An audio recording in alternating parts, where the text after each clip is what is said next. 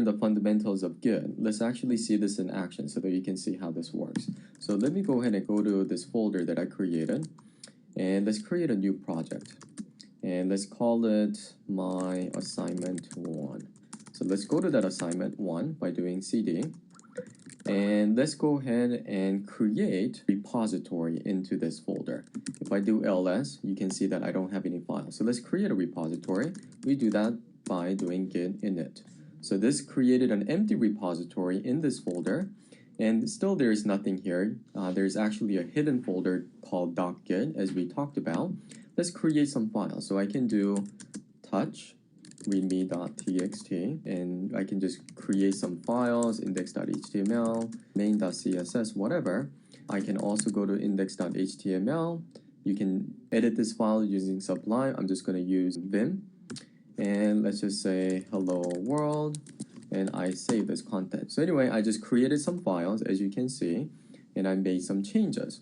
Now I can do git status, and git status will tell me some of the files that were changed since my last backup, or since when you created a repository. So I'm going to add these files to my repository, and now when I do git status, it shows up in green because it says that these files were added in the staging. And now let's go ahead and add a message and say this is my first commit. Added index.html, main.css, and readme.txt. So it left a message.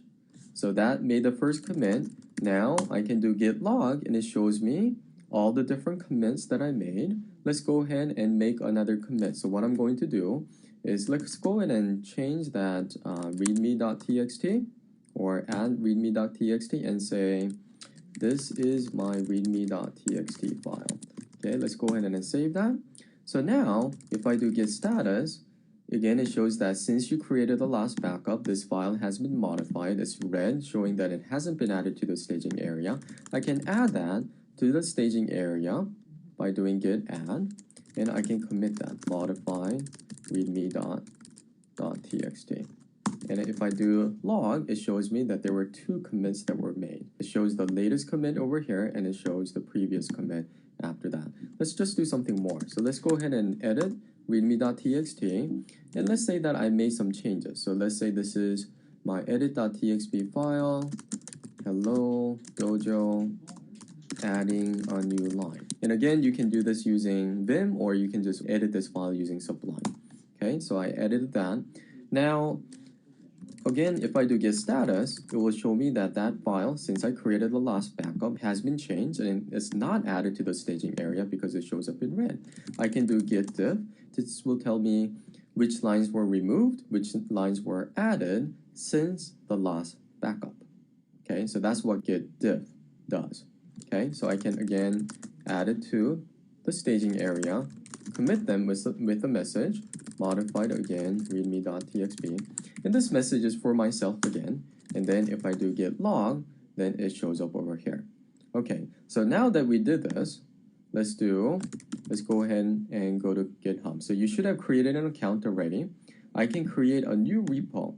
So now I'm creating this repository on GitHub. And let's make this a little bit smaller so that you can see this. And I'll say assignment 1 demo. This is just my repository name. I'm going to make it public. I'm not going to have this checked. And I'm going to create this repository. So now this repository lives inside my computer. I just created another repository on GitHub. It gives 2 instructions. If you already have a repository in your local computer, then it says this is what you need to do if you have an existing repository. If you haven't created a repository yet on your computer, then it tells you, oh, by the way, you can do some of these things. Since I already have a repository that I created on my local computer, I'm going to say, hey Git, there's a remote place that I want you to add called origin. And this is the URL. All right, so I do that. And then I say, okay, Git, push to the origin, the master branch. And then once that is done, it pushes it.